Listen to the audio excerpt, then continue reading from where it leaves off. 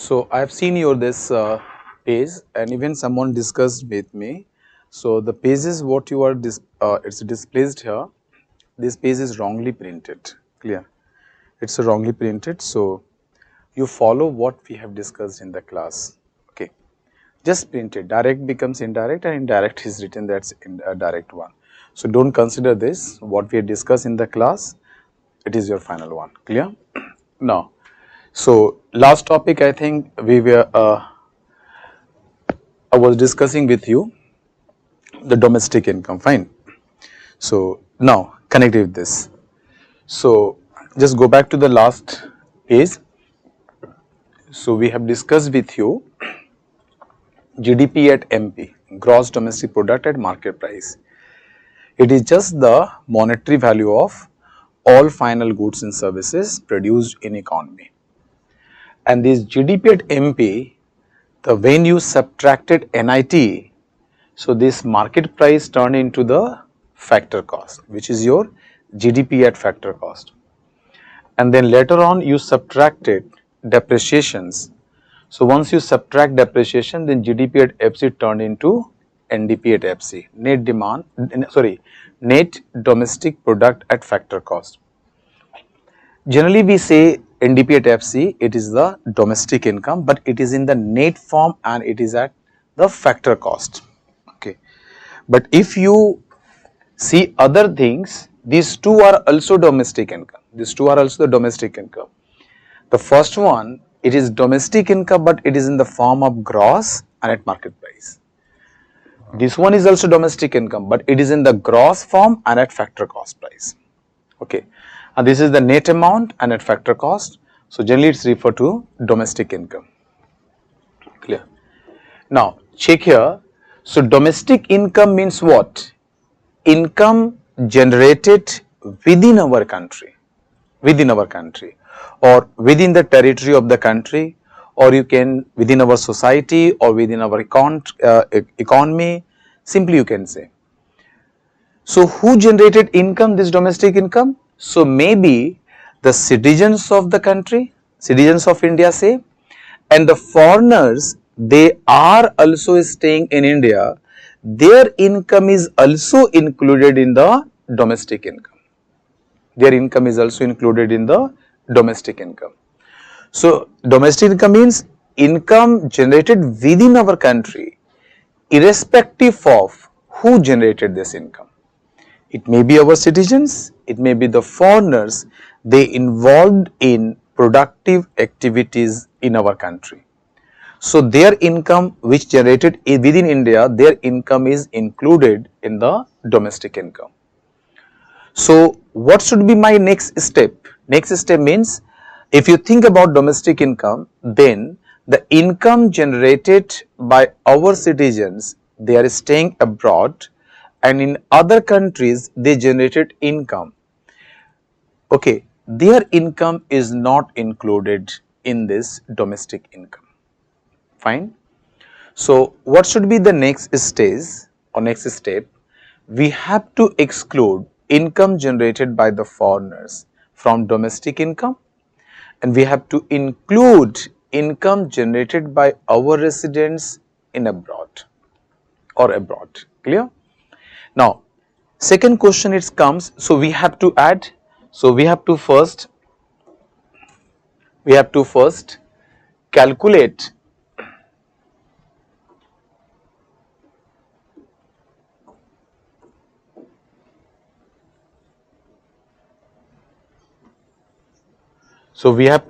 first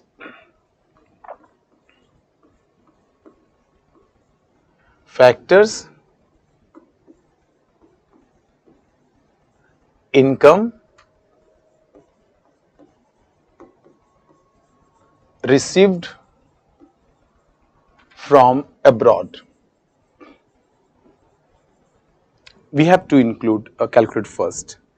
In short form, you can write factors income received from abroad.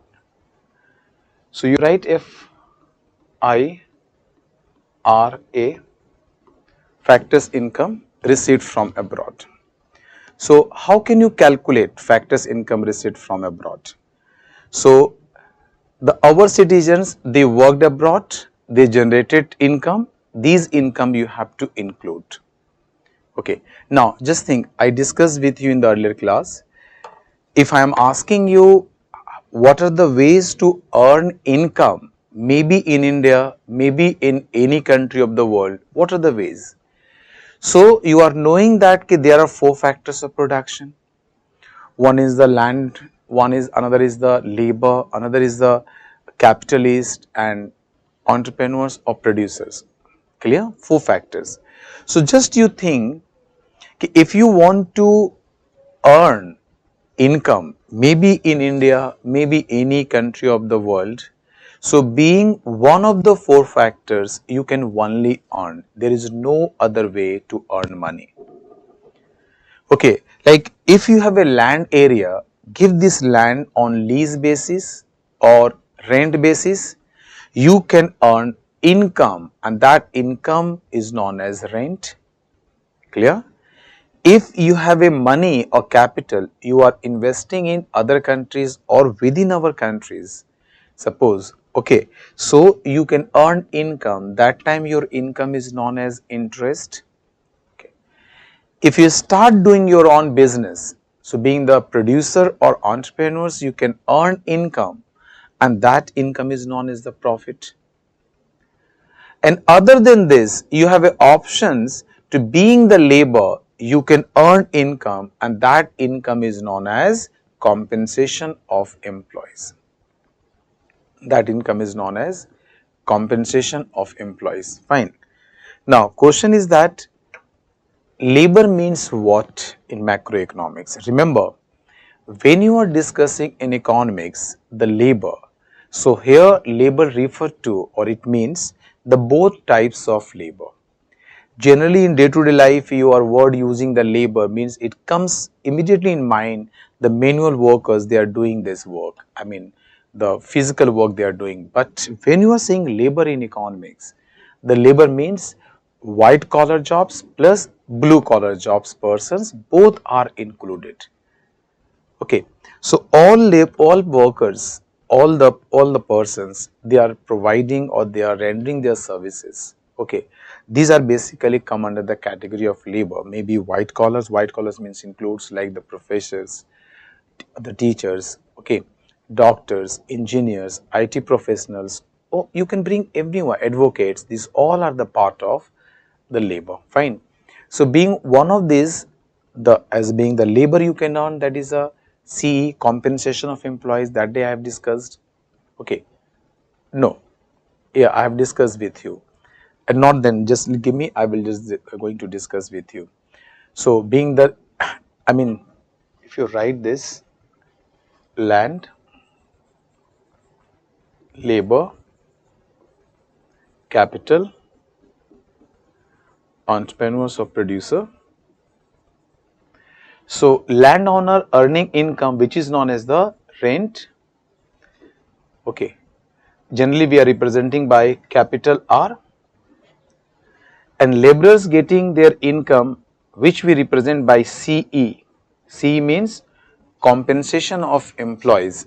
See, most of the times we say ki wage or salary is the income of labor, but here you have to change this concept, you have to change little bit, you have to add it, because if you are working to any organizations, forget about the informal sector, okay, because you are talking about overall nations, overall country. So overall country means it includes formal also and informal also, means they are only getting the salary, say wage they are getting, the money, the income they get, no, they are not getting another facilities. But some part of the nation country, the people are working in very organized sector, they are getting other than the wages and salary. If you see the salary slip of any person, they are working in government organizations or in any of the established or organized sector, then you can see that they are getting the salary. Other than salary, if you see the salary slip, then other than salary, it is written that you are getting HRA. It means if your employer is giving you housing facilities, housing or accommodation facilities, then they will not give you any rent. But if they are not giving you any housing facilities or accommodation facilities, so in that place they will pay you amount, and which is known as HRA, means house rent allowance, which is known as HRA, house rent allowance. They will give you. So it is added to your salary. Plus, if your employer is giving you transport facilities, then it's fine. If they are not giving you, so they will give you TA, travel allowance. Okay. Next, if they are giving you medical facilities, they are contributing, I mean the employer is contributing in social security schemes, like central government is contributing your 14% of your basic to your provident fund, that is new pension schemes. So they are contributing some amount, plus someone is getting the bonus incentives. So other than the basic salary, you are getting so many things. So if you include everything in that, then it is known as CE. CE means compensation of employees. CE means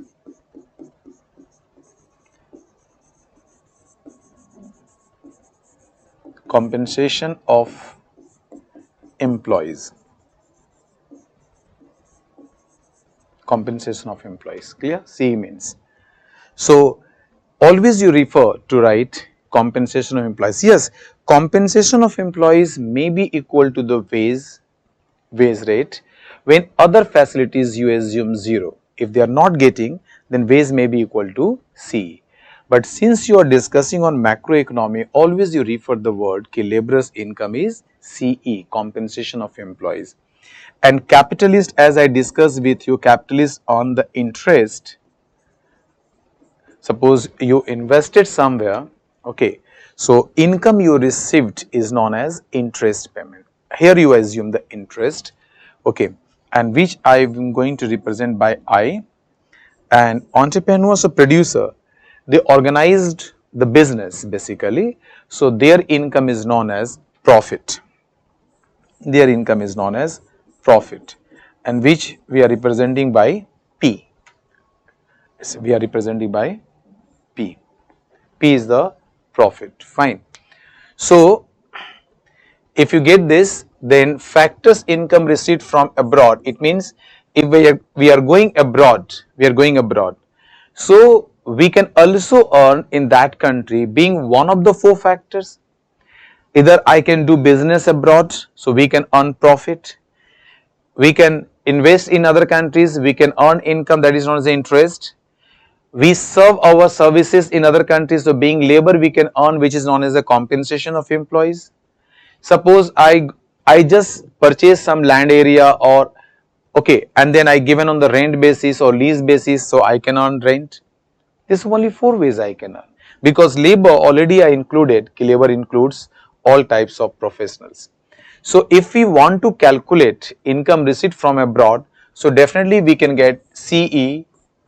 CERA means compensation of employees, this part, compensation of employees received from abroad. RA stands for received from abroad, plus rent received from abroad, R received from abroad, plus interest received from abroad, plus profit received from abroad. That's, you can write it. Okay. I am removing this part. This way we calculate. Means we can receive income from abroad from the factors, the laborers they can send C, rent, interest and profit. Similarly, we have to add factors, income paid to abroad. Factors income paid to abroad. Clear? Factors income paid to abroad. So it means the foreigners, they earn income in our country. So definitely after earning in India, they will take it back to their home country. So we have to subtract, because we are going to pay their income.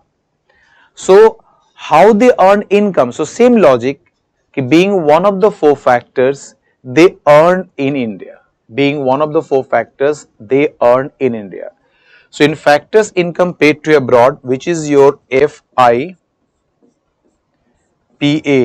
which is equal to CE, compensation of employees paid to abroad, plus rent paid to abroad, plus interest paid to abroad, plus profit paid to abroad. This way we will go. Clear? So we added how much we are paying abroad to the foreigners as a factors income. So for they worked in India as a being the labor, so I am paying C. They earn rent, so I am paying rent paid to abroad. I means they earn interest, so I am paying paid to abroad interest, and PA means paid to abroad profit. P stands for profit. So many FDIs they invested in India. So they are earning income in India, but they will send it back to the home country. So we have calculated. So finally you can see the total amount we are going to receive is FIRA, which is your factors income received from abroad, and total amount we are going to pay is FIPA, that is the factors income paid to abroad. If you subtract it, then subtraction amount, after subtraction left amount is known as NFIA, and NFIA is known as net factors income from abroad. It is known as net factors income from abroad. Clear? Net factors income from abroad. Because this much income we received from abroad, this much income we paid to abroad. So receipt minus payment, the left amount is known as NFIA.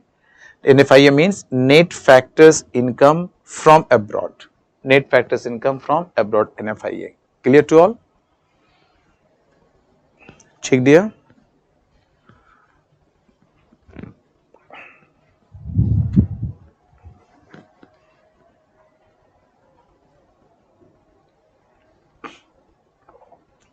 Fine. Now, so in NDP at FC,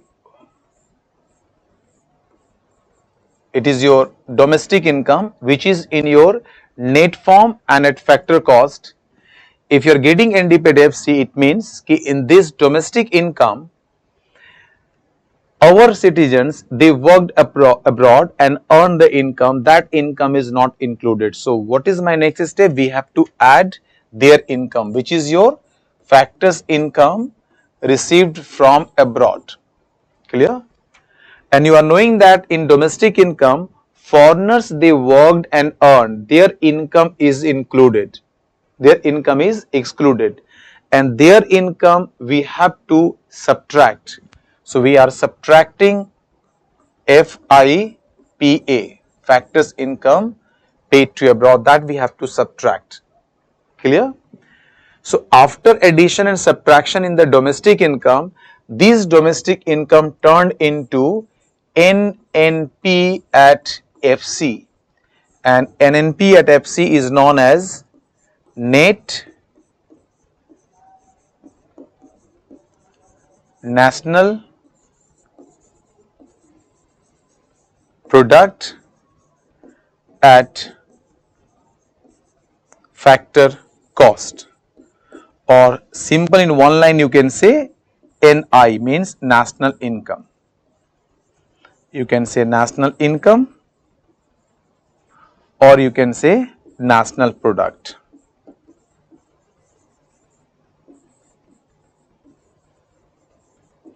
So full form is net national product at factor cost, and it is known as national income, and it is also known as a national product, NI and NP. Clear? And why income and product we are using both for the same purpose? Because already I discussed in the very early class, कि dear, in macroeconomic level, the how much you are going to produce, the same value is going to be distributed among the 4 factors. Clear? So, if you add their incomes and if you calculate the value of output, these two will be same. So, that is the reason either you can say national income or national product, both having the same concept. Domestic product and domestic income again having the same concept. Clear? But domestic income and national product, these two are different. Difference is what? This one. But this one you can write, it is nothing but difference is NFIA. So, you can also write in domestic NDP at FC, if you are adding NFIA, then this domestic income turned into NNP at FC, turned into NNP at FC. देखो clear है? This is known as NNP at FC.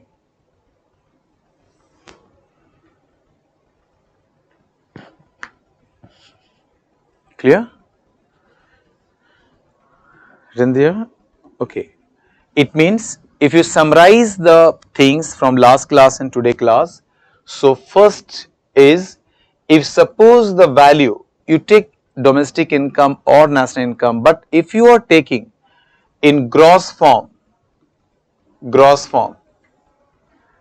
and if you want to get net, then you have to subtract depreciations. And depreciation already we have discussed with you, depreciation is also known as CFC, consumption of fixed capital, fine. And if you want to go net to gross, then add depreciations. Depreciation you can write, or you can write CFC, consumption of fixed capital. Okay, that day we have written on the board. Okay. Second one, if the value is given at MP, MP means market price. Okay, MP means market price. If value is given at market price, and if you want to come at FC, FC is the at factor cost, then you have to subtract NIT. Then you have to subtract NIT. So, the moment you are subtracting NIT from market price, you are getting FC, which is your factor cost. Find here. And if you want to go from factor cost to market price, then you have to add NIT. And what is NIT? I already discussed. Clear? Don't follow this, what you have written on the book, reference book, follow this, what we have discussed the concept. So, if factor cost value is given at factor cost, in that if you add NIT, then this factor cost turn into market price. And if it is given at market price and you subtract the NIT, then this market price turn into factor cost. Clear? And third stage, if value is given in domestic, say domestic income or GDP, gross domestic product, or NDP, whatever any form you can take, but if it is given domestic, then domestic to you can come to the national just by adding NFIA. And if it is a value is given, national income given, and if you want to go to the domestic income, then just you subtract the NFIA amount. So, national will turn into domestic. National will turn into domestic. So, difference between the national and domestic is NFIA. Difference between domestic and national income is NFIA, net factors income from abroad. Clear? And only one thing remember, कि one parameter is going to change only one identity. If it is a gross, so if you are subtracting depreciation, so only it will change from gross to net. Like it is a market price, remain at market price. Factor cost, remain at factor cost. It's a domestic income, remain domestic income. National income, remain national income. Only it will change from gross to net. If you are subtracting NIT will only change only one identity from market price to factor cost. If it is given at gross, it will remain gross, given at net, remain domestic, domestic. If it is given in national, it will remain national. Similarly, there is like this, NFIA will change only from domestic to national. If it is written given its gross, remain gross, market price, remain market price, at factor cost, remain at factor cost. So, you have to get this, okay. So, if suppose you are given at GDP at MP, so if you are subtracting NIT, then you can get GDP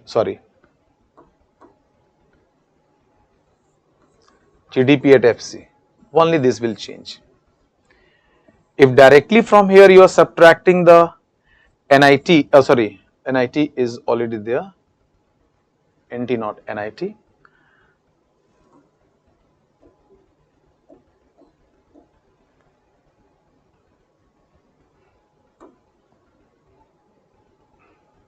If you are subtracting depreciations,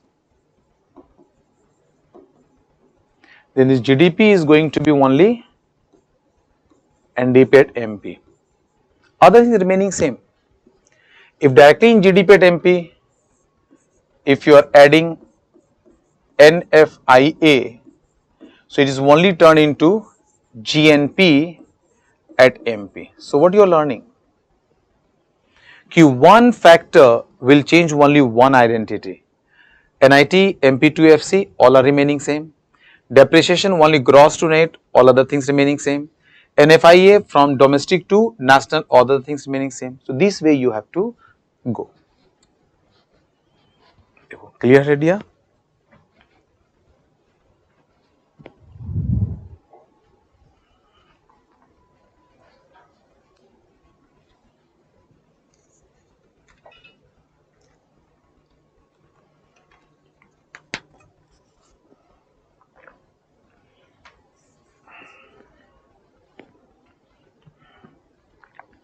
Clear? Fine.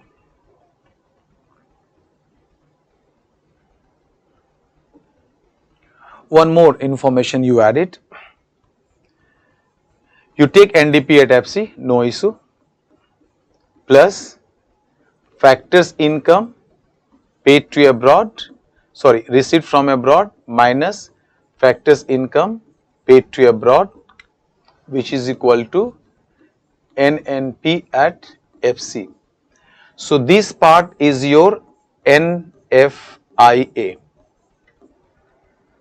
This part is your NFIA. It means so difference between domestic and international income is NFIA. It means suppose a country receiving more factors income than what they are paying. I am receiving more amount, I am paying less amount to abroad. It means my national income will be more than the domestic income. Yeah, my national income will be more than the domestic income. But suppose I am paying more amount to foreigners in compared to what I am receiving from other countries, that is in terms of factors income, then this is going to be in minus, negative, and this negative NFIA is going to decrease my national income. So national income will be lesser than the domestic income in that case. If these two are equal, then domestic income and national income will remain same, value will remain same. Let's see.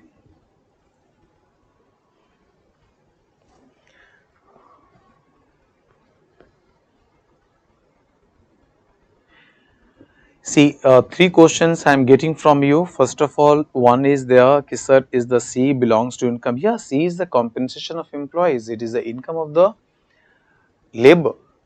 So, understand why it is known as a compensation of employees. The reason is that the laborers, they served, they rendered their services, and for their services, whatever things given to employees by their employer as a compensation, compensation of what? Compensation for the services they given to employer. Everything included in the part of C, and it is your income. Clear? But it should be the personal benefits of the employees. Okay, it should be the personal benefits to employees. So yes, C is the income of the labor, and wages is a part of CE. Only one case, this CE and the wage will be equal or salary will be equal if other allowances which is given to employees, if it is 0. So wage is equal to your CE, that time you can take. Okay. Now next you are asking, say, do we need to remember? Yeah, not exactly the formula. I'm not writing any formula. I'm just trying to explain you concept. Okay, what do you mean by domestic income? What do you mean by the national income? That concept you have to develop. Concept you are developed. Like I am saying national income. So what I am trying to say you, okay, if you calculate domestic income, since domestic income includes income of the foreigners, they worked and participate in the productive activities in the country, their income is included. But the persons or resident of our country, they worked abroad, they earned abroad, their income is not included. So what we have done is just we added their income in domestic income and subtracted foreigners income because they finally take it away from our country. So we subtracted. So left amount is now it's the national income. So this way you have to understand the concept. Okay, we have written in this format, but you have to understand in this way the concept. Clear?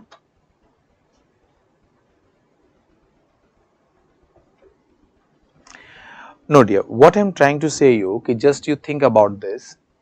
So what we have discussed, okay, in domestic income, the factors income earned by the foreigners are included here because they earned within our country, and domestic income says income generated within our country, so their income is the part of domestic income. Our residents, they worked abroad, they earned income, but their income is not part of the domestic income. It's not included in NDP or GDP. You can take any form, but domestic income not included. So what we are doing, we are adding the others, I mean our citizens, they worked abroad, they added their income, we are adding. So they generate and they will send in my own country because they are the laborers of Indian origin, Indian country, in our country. So suppose they are sending in our country, so we have to include factors income received from abroad, which is not there. But here the foreigners income is there, so we subtract it, which is not FIPA, factors income paid to abroad. After that you are getting national income. So what I am trying to say you, ki suppose in case the factors income received from abroad is more than the factors income paid to abroad. So definitely I am receiving more and I am paying less. So NFIA will be positive, and if NFIA is positive and then positive terms you are adding in NDP to FC, so finally your national income will be more than your domestic income. Clear? Reverse it. If payment is more than the received, then NFIA will be negative. So negative means something you are subtracting. So definitely your national income will be lesser than your domestic income. National income will be lesser than your domestic income. In other case, if these two are equal, then NFIA is 0, value is 0. If these two are equal, so domestic income, national income will remain same. Clear, dear?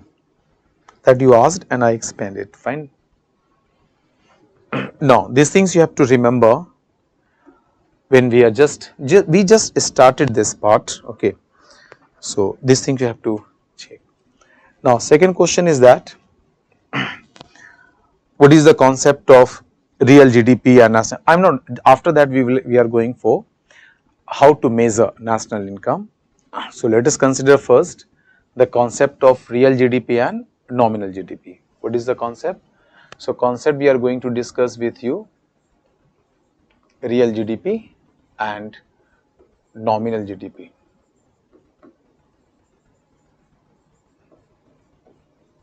Clear? So you are knowing that GDP, the way we define is nothing but suppose x1, x2, x3, x4, in this way xn number of commodities are produced, n number of commodities are produced. Say x1 price is P1, x2 price is P2, x3 price is P3, x4 price is X4, and Pn price is Xn. So these are the price of individual product. So if you multiply with the price of the concerned products, you are getting value, and their additional is known as the, you are defined, it's a nominal, it's a monetary value of all final goods and services that you define produced within our country. We are taking within our country, clear? So can we write the same logic, same things in the different way? Let us consider on an average price in the economy is capital P and total amount of goods and services produced in the country is capital X. So this P is the average price of all goods and services. In the first class we have discussed the price level. So capital P is the average price of all goods and services. X is the total goods and services, total amount of goods and services produced within the country. So P into X is nothing but it is the monetary value of all final goods and services produced in the country. So the same things we can write in this format, clear? This format I summarized it, simplified it, so better we can understand the things, clear? Now let us consider 2020-21 and let us consider 2021-22, clear? Let us consider the total output produced in this particular year is capital X1, produced in this particular year is capital X1, and average price prevailed in this particular year is capital P1. So just remember, just think about it. The on an average price level prevailing in this 2021 is P1, capital P1, and total goods and services produced in this particular year is capital X1. So P1 into X1, it is nothing but it is the total monetary value of final goods and services produced in this particular year. That is nothing but the GDP, clear? Similarly, you can estimate here, say P2 is the average price of goods, all goods and services in 21-22, and capital X2 is the total goods and services produced in this particular year 21-22, this particular, that is X2 amount. Find here, so you calculated GDP in this way in 2021, you calculate GDP in 21-22 in this way. Let us consider if I am telling you that the value of this is greater than this, the value is greater than this, then can we say that I am better off or there is economic growth? Okay.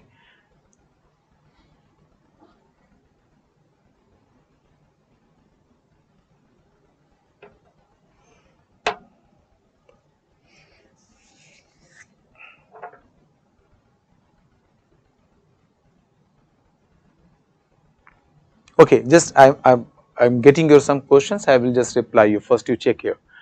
So P1 X1 is the value produced in this year, If you say this is greater than this, so certainly we cannot say there is a growth or we are better off.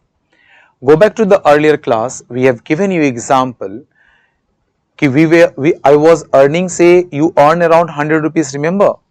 Your salary is double from 100 to 200. But the same time, if your price level also increase from 100 to 10 rupees to 20 rupees on an average, then still you are buying the same amount of goods and services. So you are not in the better off basically. Similar concept is there. If in case 1, let us consider if X1 remain or X1 is equal to X2, only P2 is more than P1. Then one of the possibilities there. Other possibility is there, second is there. If suppose P1 is equal than P2 and X2 is more than X1, then in this case we can say there is a growth. Why? Because the actual production of goods and services has increased. That was the reason that day I defined you. Real income means income in terms of goods and services. I think you noted that day. And nominal income we defined income in terms of money. So always changes reflect the change in the value of, that is in terms of money, but real income means it reflect actually change in the terms of goods and services that we are trying to know here. So in second case, yes, we can say there is a growth, because if prices remain same and if value is higher, definitely it is due to the production, and X1, X2 represents actual production of goods and services. If economy is not producing more, we can't consume more. Let us consider the closed economy. So we can't consume more. So totally depending on the production and availability of goods and services, our satisfaction we are talking about. But in this case, the actual output in 2021 and 21-22 in both the year remain same, but value has increased only due to increase in the price of the product. Suppose both the year, this year you produce say X1 is your say 100 and P1 is say 10. So total value in this year is how much? 1000. But if suppose X2 is again 100 but P2 is say 20. So how much? It's 2000. This value is 2000. Just think. But really if you take X1 P1 and X2 P2, the value has increased but actual production remain 100 units. And your satisfaction depending on consumption of goods and services. So economy is not better off in this case. Okay. So how you can avoid this type of situations? How can you avoid this type of situations? Where certainly you can say yes, there is a growth. So for that purpose,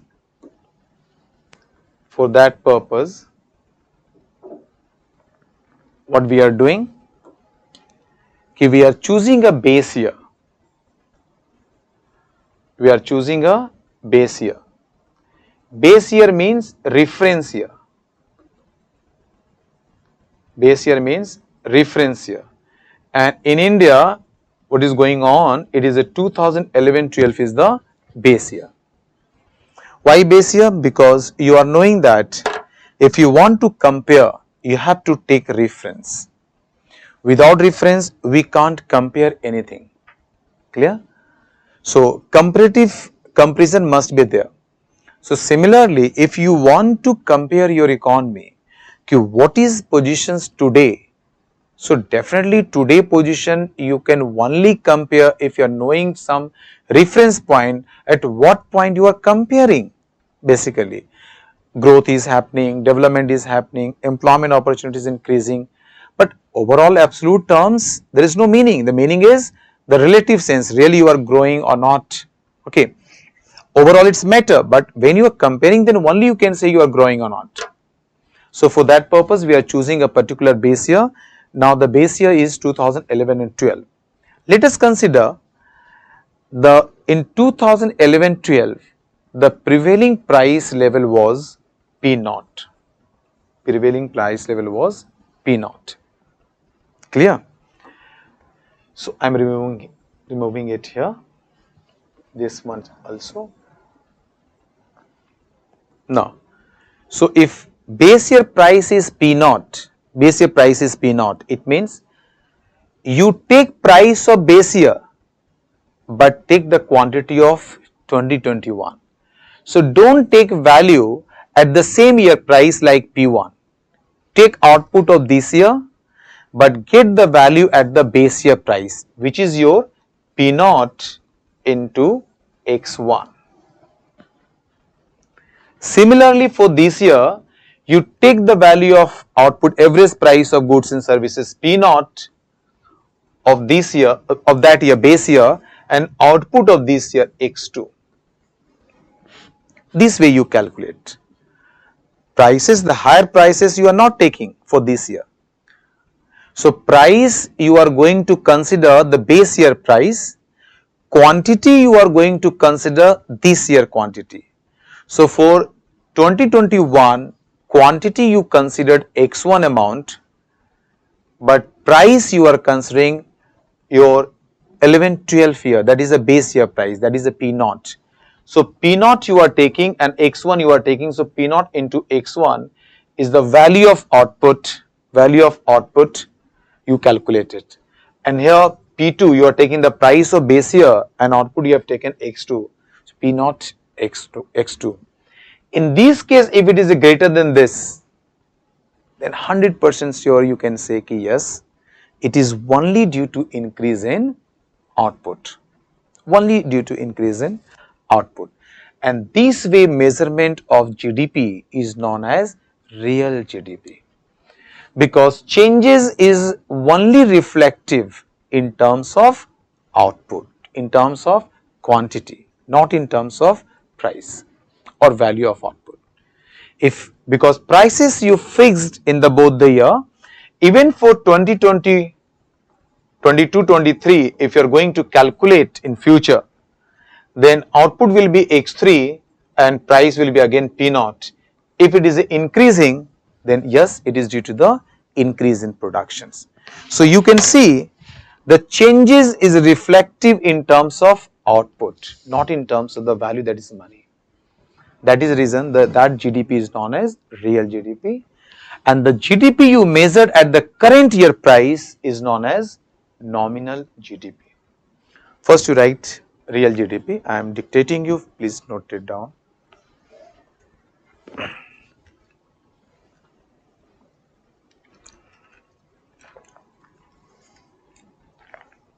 Right here. First you write real GDP. Right, when the GDP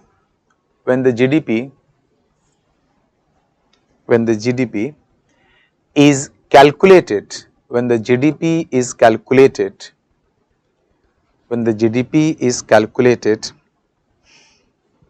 at the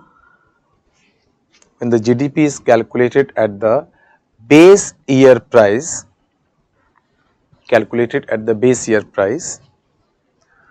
or base year prices you can write at the base year prices, then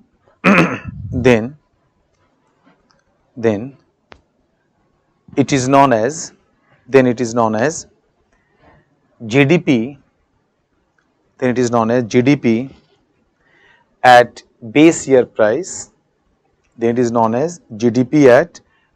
year price, okay, or oblique you can just give the oblique, you can write GDP at constant prices. Why I am telling you, because just see 2021, 21-22, maybe 22-23, any year you take, but till you are not changing base year itself, so this price will remain same, here P naught, same price P naught, because this price you are taking at the base year. So base year price when you measure, so the price remains same, constant, so you can also say GDP at constant prices. You written oblique GDP at constant prices, oblique real GDP, written this, very simple one. So what you are saying, ki when you estimate or calculate, GDP at base year price, then it is known as real GDP. It is also known as GDP at base year prices. It is also known as GDP at constant prices. Any of these three words you can use for this. Clear? And why real? Because here changes are reflective in terms of commodities only. Clear here? Now next you write nominal GDP. So these are the example of nominal GDP. Right, one line. When the GDP is calculated,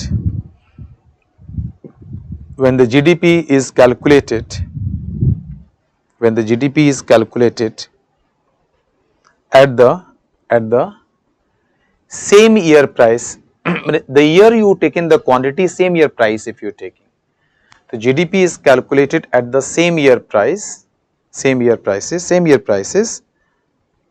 the same year prices, that is current year prices, same year prices, that is current year price. It is also known as the current year prices, current year prices, then it is known as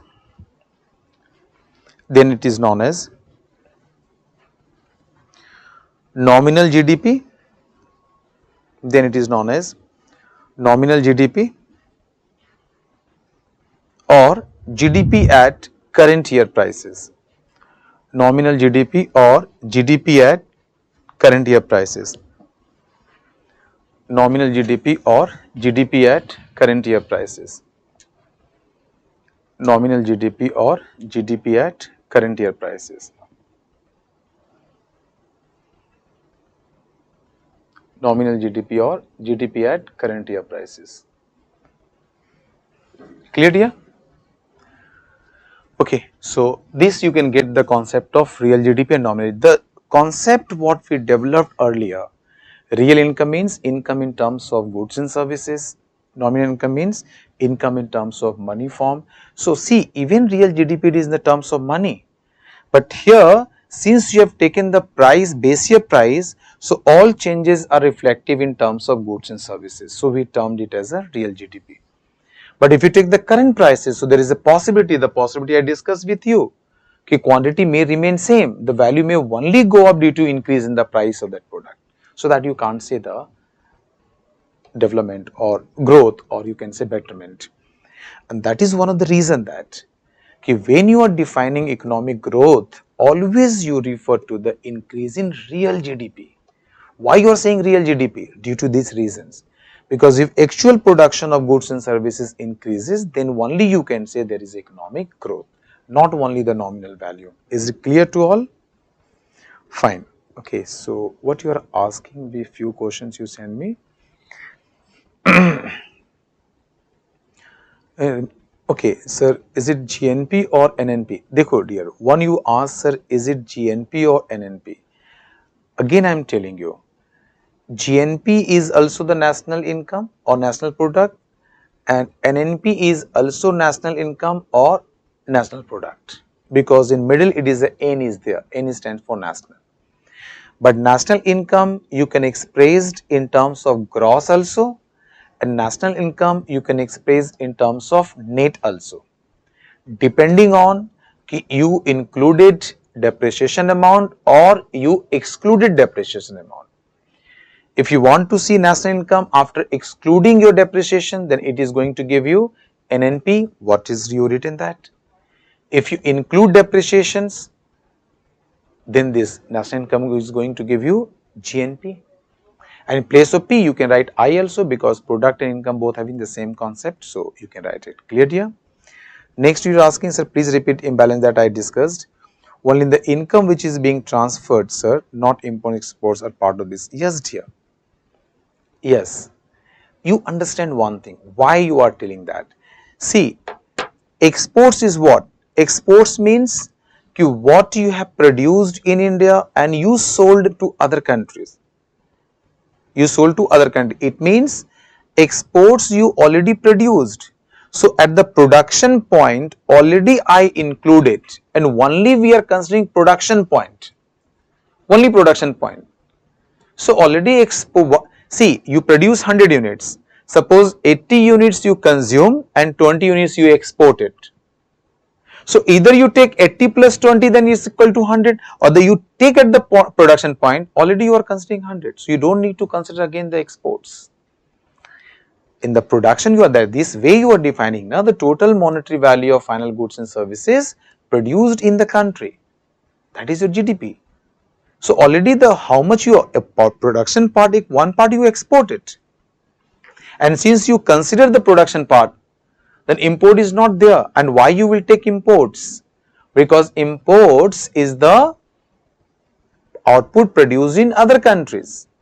So we are not taking. And here in the domestic income, you are talking about the factors income. Factors income means persons, they went abroad and they generated their income there. and the foreigners they came in India, they generated income here. That is the difference. Clear? Yes, export and import we will consider when the GDP, gross domestic product, you can see from the expenditure side, not right now. We will see that. So for that you just wait. We are going to cover that point. It will clear your concept. Fine, dear. Okay, GDP, I am coming. Just give me just time. Step by step we are moving. So right now we completed your GDP, real GDP concept and nominal GDP concept. Then we are going for the GDP deflator. Just wait. Nay dear, your question is, sir, in our country various types of allowance like old age pension, old age allowance, unemployed allowance are given. Can this allowance be considered as income of the persons? No. Allowances are not, because in the first day you just go in my class and I discuss with you income means what you earned it, and you can only earn by rendering your services or production of goods and services you are selling out. Pension means unilateral payment. That is the reason I written the word transfer payment. It is a transfer payment, yeah. Clear? Yeah, you can say the first situation is due to the inflations, because only price level increased, so value has increased. Yeah, dear, always remember your one question is coming, how the base year is chosen. So base year, what I discussed with you, generally NSO, now earlier it was two other institutions, CSO and NSSO. These two are merged, now it is known as the NSO. Now NSO decides the base year, and criteria is that that year should be the normal year. That year you can't take as the boom period as the base year, because if you take the boom period, then even the next year, even higher increase in the output, it's reflect very low increase in output. If you take recession period as the base year, then little bit in small increase in output will reflect very higher increase in output. So best method is that you observe your economy, and the year which is reflective the normal growth and everything is normal, then that year is chosen as the base year. Clear? Sir, P naught into 1, explain once again please. P naught into 1, I am not written 1 anywhere. P naught is the base price we have taken, which we keeps every year same. And 1, 2, 3, 1, 2, 3 like this, it's reflective of price level in that particular year. Like we have chosen P1 means the 2021 price level. P2 means P1. P2 means the price level prevailing in 21-22 like this. P0 is the price level prevailed in 11 and 12, which is your base year like this. Clear?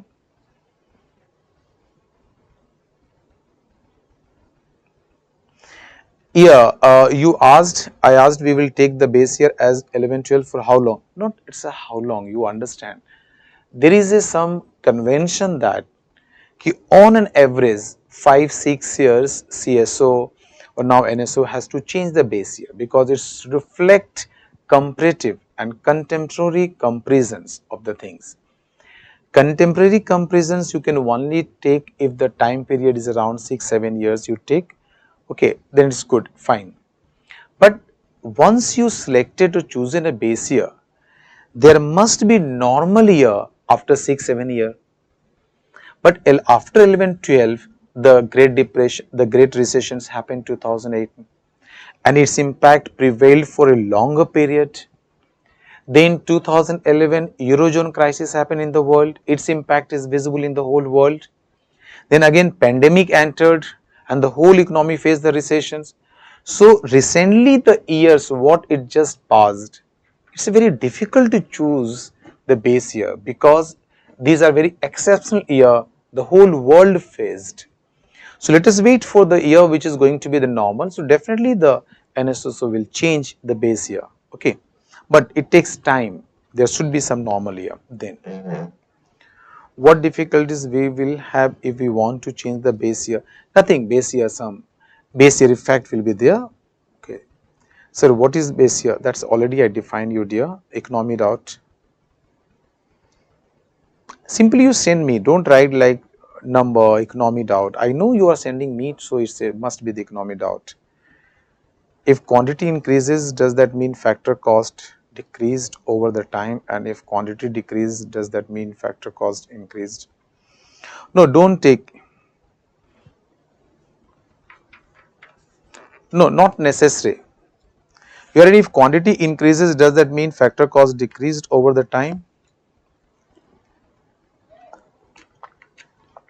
Not necessary, dear, because maybe factor cost remains same, production has increased or production may decrease depending on the other situations also, not always.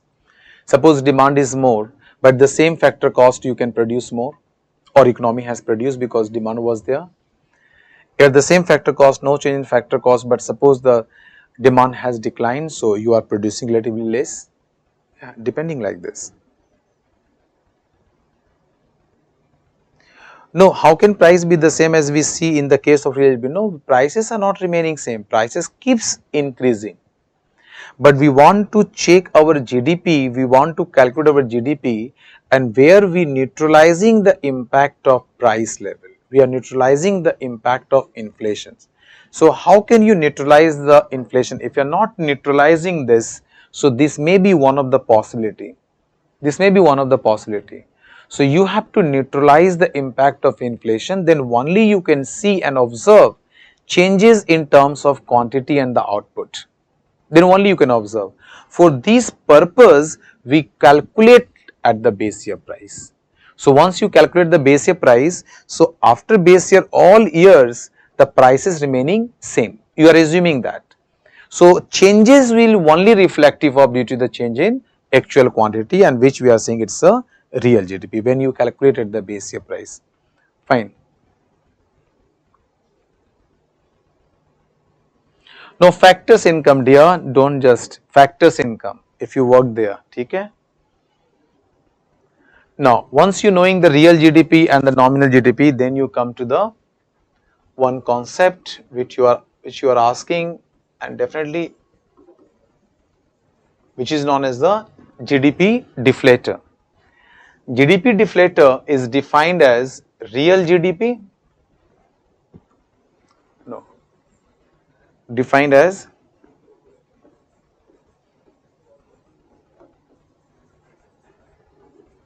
nominal GDP divided by the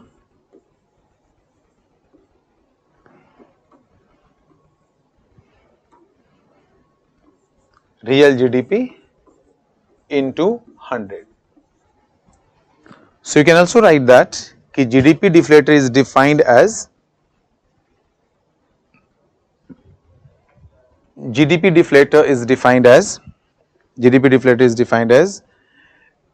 ratio, GDP deflator is defined as ratio of nominal GDP to real GDP, ratio of nominal GDP to real GDP, multiplied by 100. So what you are writing? GDP deflator is defined as ratio of real GDP to nominal GDP. Sorry, GDP deflator is defined as ratio of nominal GDP to real GDP, multiplied by 100. Fine. GDP deflator always we are estimating, calculating for a particular year. Suppose you want to calculate GDP deflator for 2021. Suppose, clear? So for 2021 GDP deflator should be, so in 2021 quantity was X1 and nominal GDP means what? When you calculate the value of output at the same year price was P1. So X1 is the quantity in the 2021, just go back to these discussions, okay, X1 and P1 is the price prevailed in that particular year. Then again you take X1, that is the output produced in the same year, but you have to multiply with the base year price, that is the concept of real GDP. So you have taken P0 and you multiply with the 100.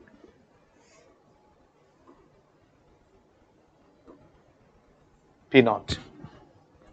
So if you write in this format, it's very easy to understand. This x1 is going to be cancelled out.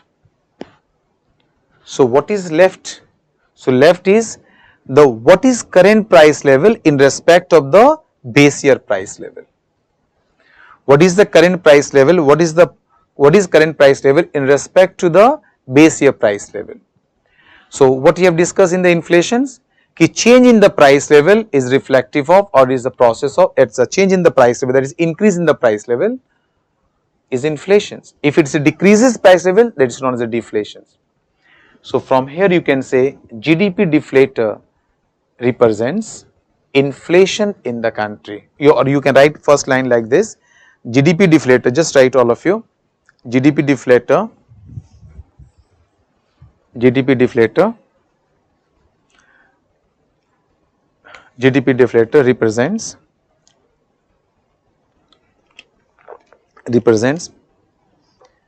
current price level, current price level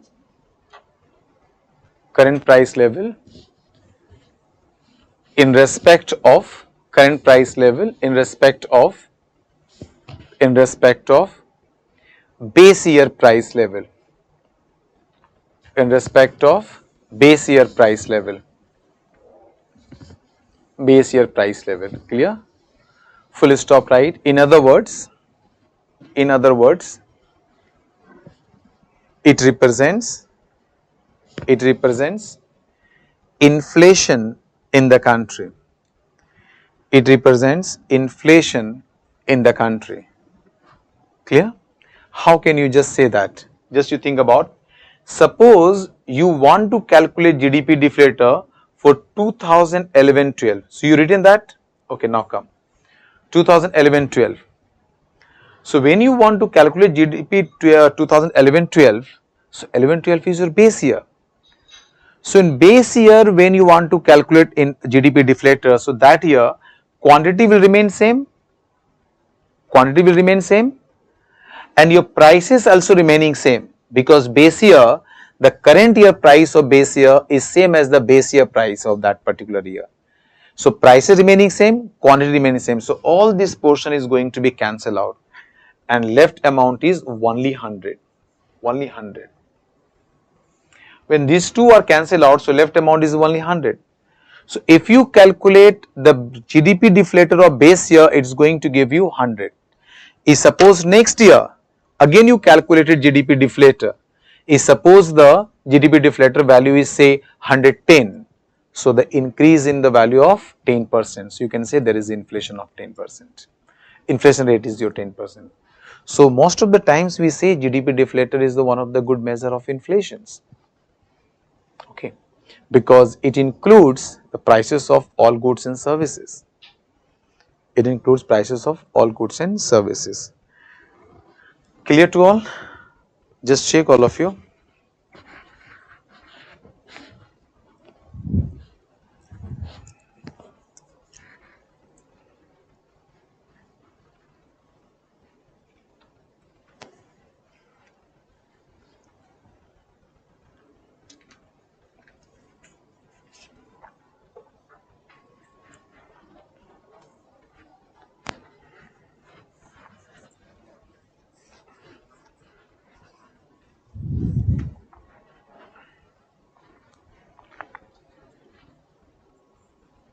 Clear? No. So one more concept you added after this. One is known as potential GDP.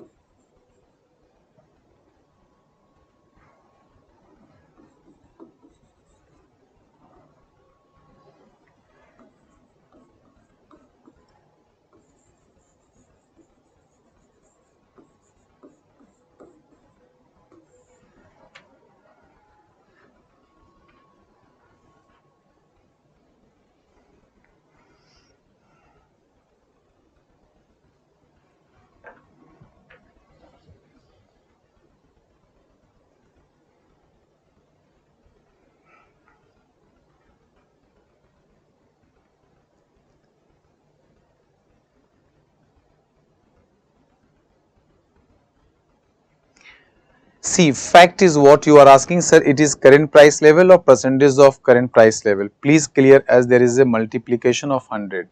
No dear, you understand the way. I'm trying to explain only very little one, that's for GS purpose. I am not going to calculate or very in-depth one, because that is academic purpose. Here you can know about the GDP deflator, that is enough for us. So, you please remember one thing, when you are saying GDP deflator, so if you calculate for 1 year, so 1 year simply they can say what is the price, current price level in respect of the base year price level. It's clear one. So, you can calculate like this only. Also you can calculate, suppose you calculated GDP of particular 1 year and GDP deflator of particular other year. So, you can calculate the change in GDP value between the 2 year, last year and this year. So, suppose you calculated GDP deflator of the base year, so definitely you are going to get the 100. So, when you choose base year, so always the index value most you are getting the 100, you are getting 100.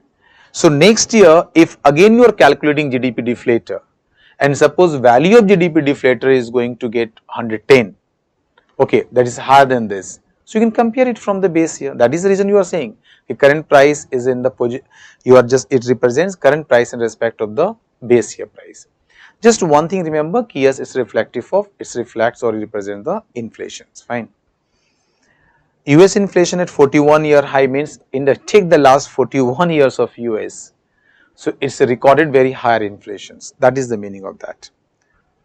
That is statement meaning is this. So, we have heard about GDP PP. PPP you just leave this point because PPP meaning is purchasing power parity. Okay, you are getting in the news, but wait till the topic I am coming here. So, purchasing power parity we will discuss with you when I will discuss you the external sector like the exchange rate, how the foreign exchange rate determine. In that time we will discuss the PPP, purchasing power parity. Wait till that time. So, what is difference between base year and current year? Base year means the reference year what you have chosen for. Like 11-12 is the base year in India nowadays. Earlier it was 2004 and 5. Okay, maybe the government is going to change again the base year because already approximately 10 years we completed. Okay, so wait for that. Maybe possible government is going to change the base year. Base year the reference year what you have chosen. Current year means any year you are talking about, that year's price is known as current year price. Current means today's. So, what is the this year prevailing price level is known as the current price. Clear here? That I repeated here. Is nominal GDP always greater than real GDP? See, inflation is the process where each and every country has to maintain. Not a single country you can see they are targeting zero inflations, not a single country. Even you take the example of India, minimum inflation it should be 2%. Below than 2% it is not good for the country, not good for the country. So, inflation must be there. If inflation is there, nominal GDP will be higher than the real GDP. If even output, you are depending on output also. Suppose we are assuming the price output remains same or it increases, then inflation is going on. If inflation is going on and output remains same or higher, so nominal GDP will be higher in compared to the last year. But if drastically, if suppose output decline in the next year, okay, and price level more or less remains same or there is a very small, I mean the very negligible inflation is there, say 0.5, 0.2, but output decline much more, then that time you can get it. But for the same year, definitely your nominal GDP will be higher than this, depending on what you are measuring. Suppose 21-22, if you take output, so output will remain same. Only difference is what? You are measuring at the base year, you are measuring at the current year. So, current year inflation generally it's happened, generally we can say happen. If inflation is there, so nominal GDP will be higher than the real GDP, fine. No. Cell phone number 7838973630 at, because you are writing like this, at this number. So, at this number these two are not same, clear. And what are the difference? We will discuss you in the inflation topic. Inflation may be good, may be bad, depending on the what is the inflation rate prevailing in the country. Because in case of Indian economy, you take the minimum tolerance limit, which is decided on the basis of all the data, is 2%, and maximum it is the 6%. So target of RBI is 4%, minimum is 2%, maximum is 6%. So if inflation in the country is between these two range, then it is good for the Indian economy, but more than 6% not good for the country, below 2% also not good for the country. So inflation may be good, may be bad, depending on what exactly rate of inflation is going on in the country. Take it here, fine. So potential GDP means, just difference you can understand. You take any country, you could take any country, and definitely country having so many resources like the natural resource. You can take the example natural resources, take the example of capital, take the example of technology, take the example of human capital. Means skilled persons, okay, and other you can take, because when you are saying capital, so many things will come under this one, clear. So if you are going to utilize all existing resources in your country, the technology you have, okay, everything you are, if you are utilizing all the resources including your labor, that is a human capital, then what maximum possible, what maximum possible output you can produce, what maximum possible output you can produce, or your economy is may produce, then that output is known as the potential GDP. Are you getting my point? So you can write one line, potential GDP. If any economy after utilizing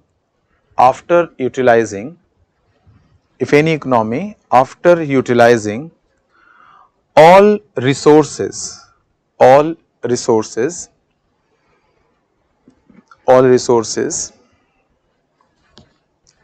including natural resources,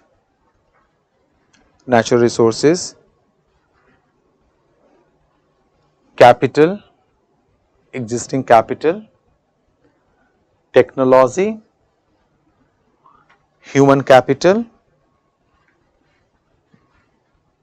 infrastructure, etc.,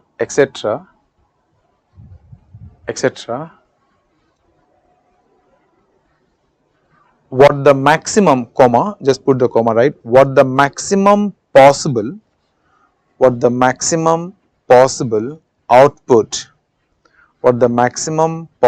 output, may produce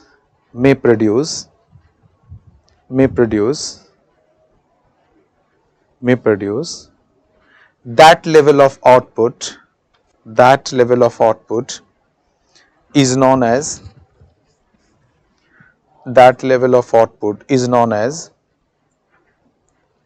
potential GDP. That level of output, potential GDP. Clear? So only one line, optimum utilization of existing all resources. After that, what the maximum possible output you can produce, means your economy can produce, it is known as potential GDP. Clear? Clear to all? Optimum utilization of resources, always remember. But what is the actual GDP? There is a possibility you don't have that much technology to use your resources. I mean, you don't have that technology. You are facing the lack of capital. You are facing the human capital. So many issues may be there. You have resources but you don't have the capital, human capital or normal physical capital. So what exactly you are producing today, that amount is known as the actual GDP. Okay. So change the para, you just write, okay, due to some constraint, like demand, comma, technology, comma, capital,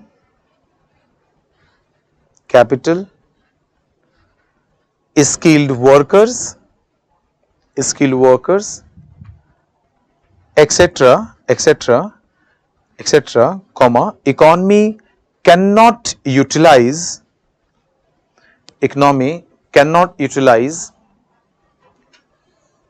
at maximum level of satisfaction, oh sorry, cannot utilize at optimum level, cannot utilize optimum level, cannot utilize at optimum level, and finally economy is producing the output, and finally what economy, oh just read, and finally economy, what level of output producing, what level of output actually producing, what level of output actually producing, comma, is known as actual GDP, is known as actual GDP. Clear?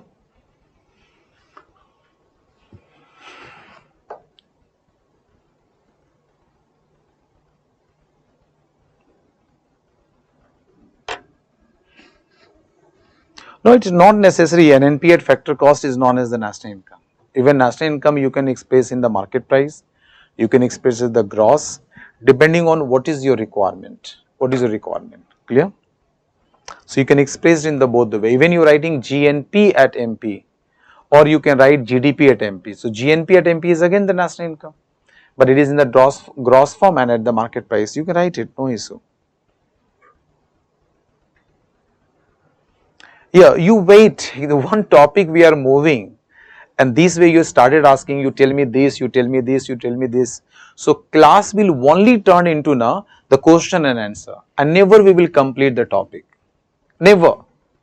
You can just continue for a year, we will never complete the topic, and not in this way. If you are asking, I don't have any problem to discuss all these things, but wait for the right time. Wait for the right time. That is the reason I requested all of you, कि once I am discussing any topic, only you send me question related to that topic. Clear? Once I will go to the next topic, you ask from that topic. If I am teaching something, discussing something, and you are asking far the different topics, if you start discussing that, how can I complete these topics? Okay, but it does not mean I am not going to give you answer. Definitely when I will start the monetary system, okay, that time I will discuss ki yes, why RBI is targeting 4% plus minus 2%. That is the right moment, right topic where I can include it, and I include with the connect with the concept, but this time randomly asking these questions.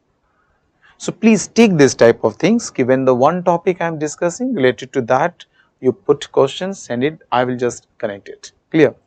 And which the topics which are not covered till now, I just started few weeks, 1-2 days. Okay, so wait and give me time to explain you these things. So go topic wise topic, it will help you. I will complete your topic also, and you are able to get all the question, but please wait for the right topic. Concerning that, I will just explain you. Okay? That you ask inflation is bad or good, so I explained you. If keep question and answering and the questioning now, so class will turn into just question and answer. Clear? So potential GDP, actual GDP is over. Now we are going to how to measure the national income. That is the measurement of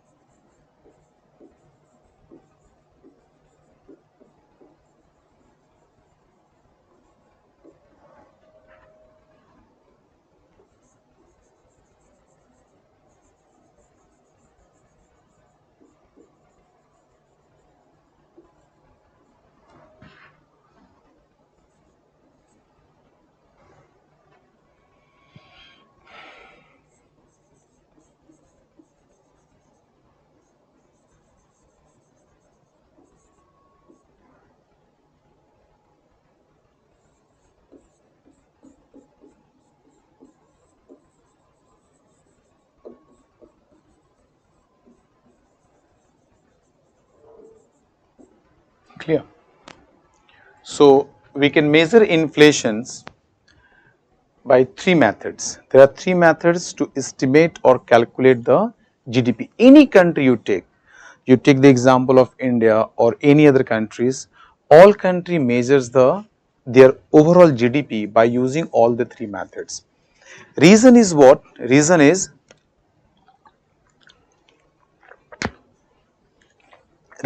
economy is not uniform. Okay, economy is not uniform.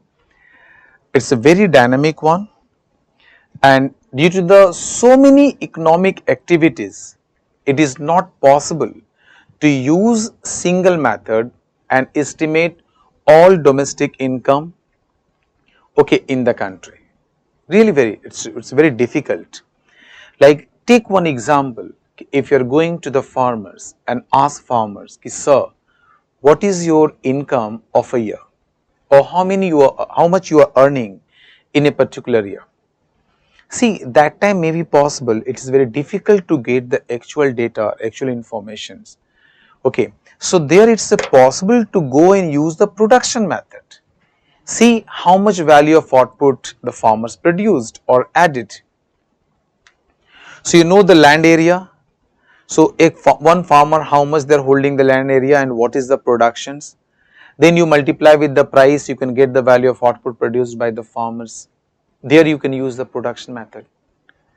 Suppose you take some sectors where it's very difficult to find out how much you are producing. Suppose so many person is working and individuals in the overall output, it's not possible to monetize. There is a possibility you cannot calculate the value of output produced. So there you can take how much income the people are getting and other factors are getting. So use the income method. Take the example of government. Government is spending the money, the services and the output they are producing and supplying the economy, which is not possible to monetize it again. So what is the way out? How much they are spending, you can calculate that from that part of the economy, this method. So basically economy is very simple one, but you can divide your economy in three different activities. In one part use the production method, PM means production method. One part of the economy use the income method, and one part of the economy you use the expenditure method. So one part you calculated the income and the output produced by this method, one part by this method, one part by this method. So you add it, you are able to get whole the income produced in the generated in the country, your whole output produced in the country. Because in the first class, that was the reason that I was trying to say you, dear, in economy, how much income is generated, that is going to be the, how much output produced, that is equal to the income generated, and we can get more clarity in the next example, next method. But till now you understand. So either use the production method or expenditure method or income method, you are coming to the same destination. But yes, 1-2 steps may be different, but you are landing up to the same destinations. Why I am saying that? There is a true that how much you produced, that is going to be your income. The overall country you are talking about. Maybe laborers getting less, but the less amount is going to be added in the profit. So you are taking the overall economy, means all four factors you are taking. Okay, and how much income generated, that should be equal to the expenditure of the country. But being the individual, you can say that no sir, how much we are earning, we are not consuming all amount, we save, but your saved amount is going to be demanded by some other economic agents. Suppose I saved in the banks, but who is going to use this income? Other borrowers, investors are going to use this money, other consumers are going to use this money. So finally, if you take overall economy, then how much you are earning, the overall country, that is going to be the expenditure of the country. That is one of the reason. Either you go through expenditure method or income method or production method, you are reaching to the same destinations. Clear? So that is the reason all the three methods are there, and this why we are using, because dynamism and the diversified economic activities going on in the country. So, uniform one method is not possible to calculate and estimate the domestic income or national income. Clear, dear? So, just think about in the production method, there are two sub method. One is known as final output method and second one is known as a value added method. So, here we will check and we will discuss with you that we are not using final output method. Why? Due to the double counting problem. So, within production method we are using the value added method. We will discuss right now. We are going to discuss. Second one is known as income method and third one is known as the expenditure method. So, what are three methods? Production method, income method and expenditure method. Fine, the three methods are there. So, let us discuss the first production method.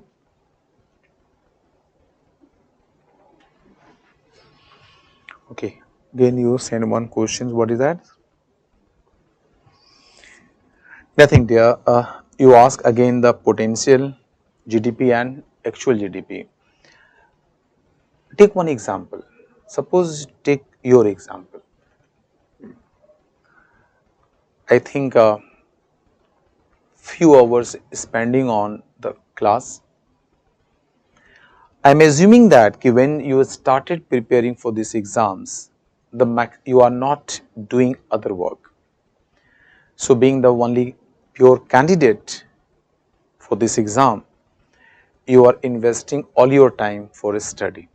So, if you leave this 4-hour class or 5-hour, how many you spend? Say 5 hours you are spending. So, even 5 you are just spending for class, then at least 5-hour minimum telling you, minimum you can spend for self study. Because I am living for 14 hours for other works, transportations, your luxury time, other necessary things. But at least your 5 hours or 6 hours you can spend. So, 6 hour or 5 hour you can take, it is your potential to invest other than the class timing and the luxury. You can cut down the luxury time, you can increase it, but I am assuming maximum say 5 hours you are giving it 5 hour. 5 hour is your potential, but what on an average you are giving it? Maybe 2 hours, maybe 3 hours.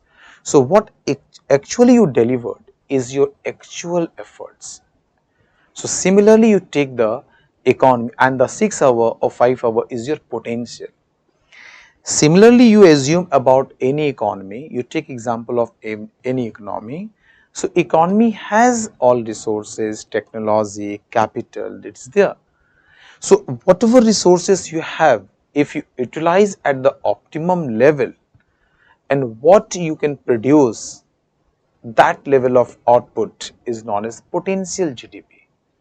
But there is a possibility you can produce or you may produce, you can say you may produce. But due to so many reasons, what you are producing exactly today. So, actual production is known as the actual GDP and what you may produce, that is known as the potential GDP. Clear? Due to so many issues, suppose you do not have technology to use the resources, you do not have the capital to go for the further productions, you are facing the lack of the skilled workers, okay, may be possible. So, you are not able to realize your potentials. Clear? This is the concept of real GDP, potential GDP and actual GDP. So, I think all types we have discussed: real GDP, potential, real GDP, nominal GDP, your potential GDP, actual GDP, what is GDP, national income, domestic income, market price, factor cost, gross net, this all part is over. Please revise dear, please revise, because when we are going further steps, we will need all the informations. So, once you revised several times, so we can smoothly we can go ahead, because that time your concept is clear, so we keeps adding on. If you are back classes, if you are not able to get, then future class you will get any problem, you get problems, definitely you are going to get the problem. So, make sure that when you are coming for the next class, you clear each and everything. And only one request, try to ask the topic we are discussing here. I know, because when you start reading study this subject, so many queries, so many questions comes immediately in the mind. control it to time being. I promise you, I will give you all your queries, all your questions, but give me some time, okay? And let us complete topic wise. Then you are going to get all the topics, all the concern, all the most of the concepts. You are going to get it. You are going to clear it in in class itself. But according to the topic, it will be also comfortable for me to explain you. And while I am explaining you, I can even connect it.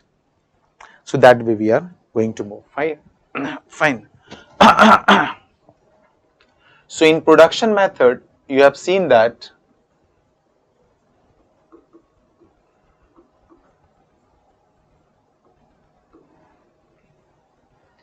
there is one is the final output method,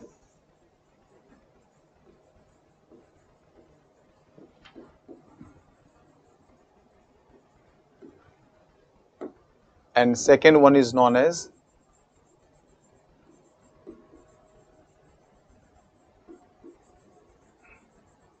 value added method. Clear?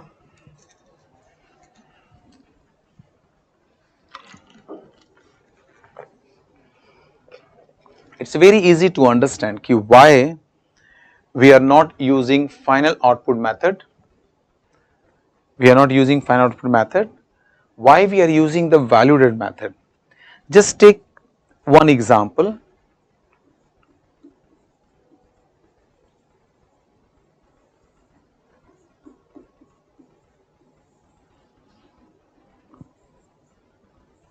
Say three production units we are taking. One is farmer, one is flour mill's owner, that's chakkiwala you can say, and B is the bakery. They are producing bread and all the things. If farmers is producing weight, say 600 worth, and flour mill's owner produced flour, okay, so say 800, maida you can say, they produce the maida of 800 rupees worth, and this one is purchased by the bakery wala and they convert it into bread. The bread worth is say 1000. Okay, just see this example. Farmer produced weight. So if you asking farmer what is your final output, so farmer will tell you 600 is my final output. If you ask flour mill's owner, then they will tell you this maida is my final output, this is 800, a flour is the 800. And bakery wala, if you ask what is your production, so bakery wala tell you my final output is bread and I produce 1000 worth of that. If you add it 600 plus 800 plus 1000, total value you are going to get 2400. 2400. So once you get 2400, so you can compare and just think and observe, really economy has produced the output worth of 2400. So my answer simply it will be no. Reason is that this 600 is added here and this 800 is added here, because this 600 wheat is the input here and this is the input for the bakery wala. And in the practical life it is there, it is happening. In practical life, if you see, in practical life you can see the output of one firm is the input of other firm. Output of one firm is the input of other firm. It is there. Take the example of Steel Authority of India Limited. They are producing so many products of steel, but their product is used by automobile industries, their product is used by the railways, their product is used by the other vehicle manufacturing companies and utensils producing manufacturing. So it means the output of one firm is going to act as an input, they are using as an input, okay, and this is very common phenomena in the economy. So if you start estimating and adding the output produced by each and every unit, so for that unit that is the final output. If it is used by some other firm, So for other firm is of inputs, but for me it is the final output. So every firm's this product is final output. So moment you add on, so the value you are getting is overestimated because same product estimated and calculated twice. So it's not the good method. So final output method we are not using to calculate productions in the country, that is GDP. Why? Because due to the double counting problem. Due to the double counting problem. So what is the good method? So good method is, or better is, the value added method. So how can you just proceed this value added method? So nothing, you have to do one thing. You have to calculate first what is the value of output produced by just leave it, later we can use this word. Just you calculate first value of output produced.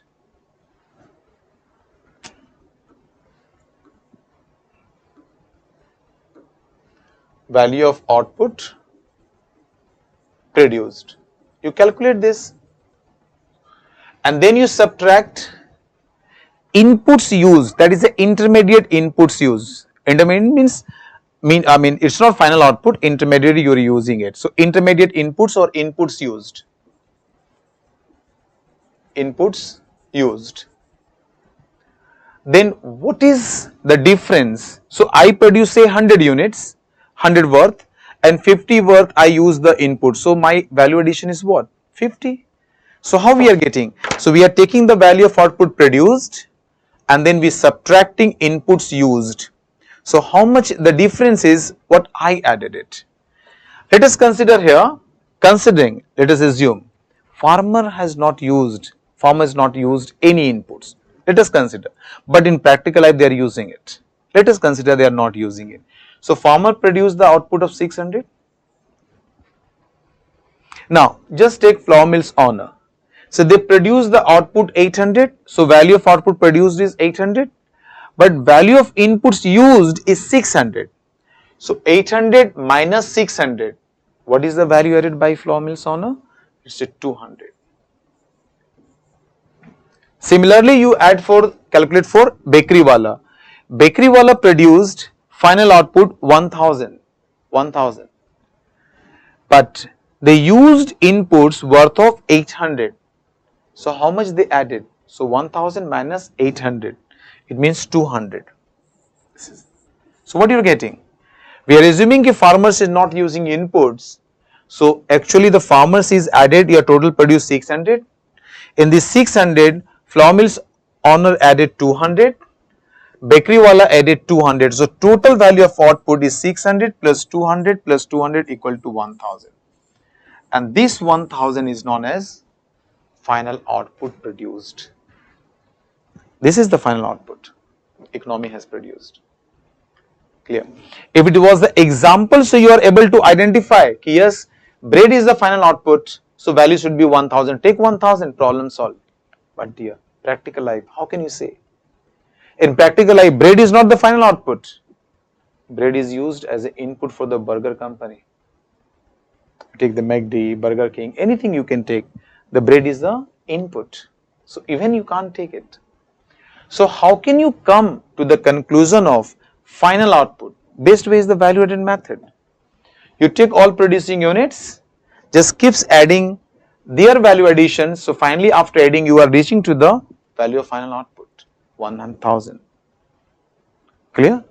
And where you define GDP, now you connect it. GDP you define it is the monetary value of all final goods and services produced in an economy during a given period of time.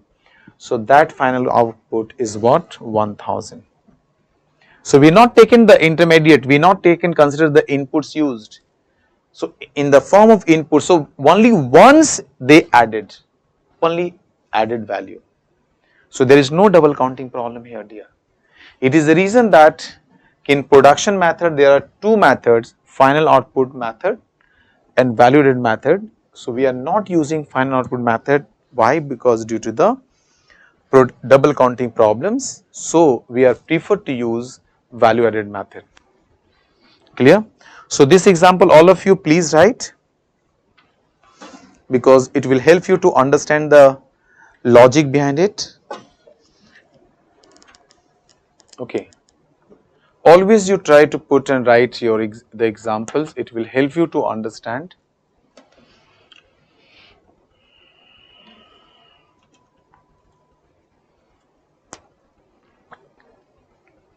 Clear?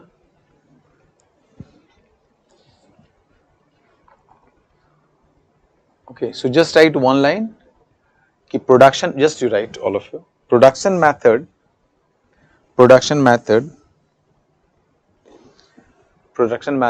has two sub method. One is final output method, and second one you write value added method.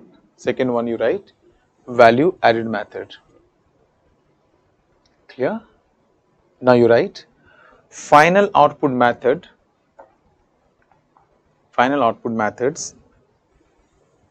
are not used due to double counting problem,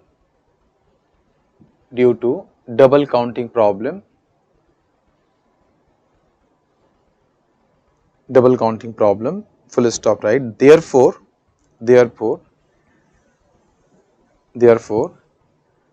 value added method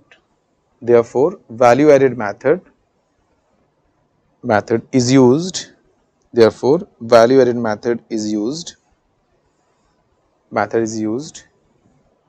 for calculating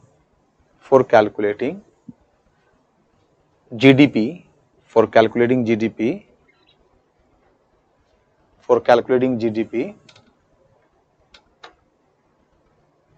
under production method.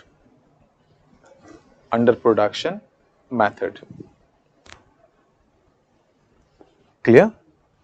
Simple one line. And what is production method? You can see it is an example. I am coming again. Okay, that we can write it. So after this example is over, you note it.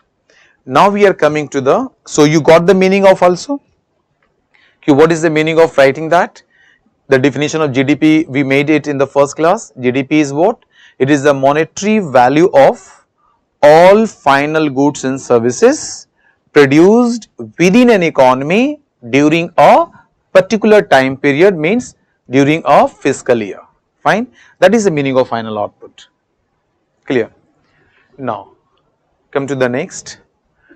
The same value added method I am talking about. So under value added method, we are dividing our whole economy in three sectors. One is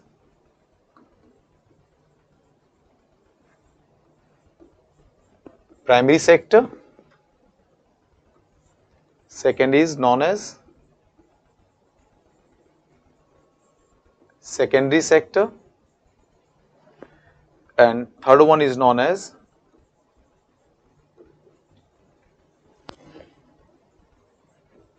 tertiary sector or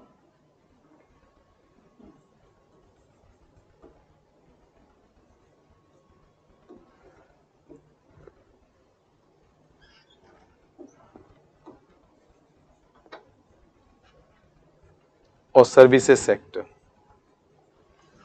Clear? Primary sector, secondary sector, and third one is known as the tertiary sector. Fine. See, secondary sector is also known as the industrial sector. You can say primary sector means those sectors there you are producing goods from the nature's gift or natural gifts or natural resources. So if you are producing from natural resources or nature's gift, the whole sector, whole productive activities will come under the primary sector. So what you are doing under production method, ki whole productive activities, all productive activities you categorized in three sector. One you are saying primary, one you are saying secondary, one you are saying the tertiary sectors. Primary sector means you keep under primary sectors those economic activities that you are producing goods, okay, by using directly or you are getting directly from the natural resources like land area, which includes your agriculture and allied activities you take, everything you are getting from the land area. Land is your natural resource. You take forest product, that's again on the land area, you are getting its natural resource. Okay, then you take mining, you are getting from the mines, it is again the primary sector. You are getting fishing, yeah, it's a natural resource. Water you are getting, from water you are getting, it's come under the primary sector. But some country is one sectors, maybe one, two, that may be overlapping, like in India, the mining we kept under the secondary sector. That is a very few one, but it's come, if you just go logical one, so it's the primary sector, but they kept under the secondary sector. Secondary sector means what itself telling you secondary. Secondary means they are only transforming one form to other form. You take the example of all industries, what they are doing that? Either they are converting iron to steel, steel to other instruments, but finally steel made from the iron. Iron you are getting from the iron ore, and iron ore is the part of your mining, which is your natural resource. Secondary sector, that is the reason. So all industry will come there. Tertiary sector means all services comes under the tertiary sectors like educations, health, restaurant, hotels, okay. You take the banking, insurance, transportations, all services will come under the tertiary sector, which is also known as the service sector. So if you think peacefully and you choose any sector, any production unit in the country, not sector, any producing units, that producing unit will be either part of the primary sector, or it will be part of secondary sector, or it will be part of the tertiary sectors or service sector. Okay, so on the basis of production units, we divided all the producing units in the three sectors. Fine, dear?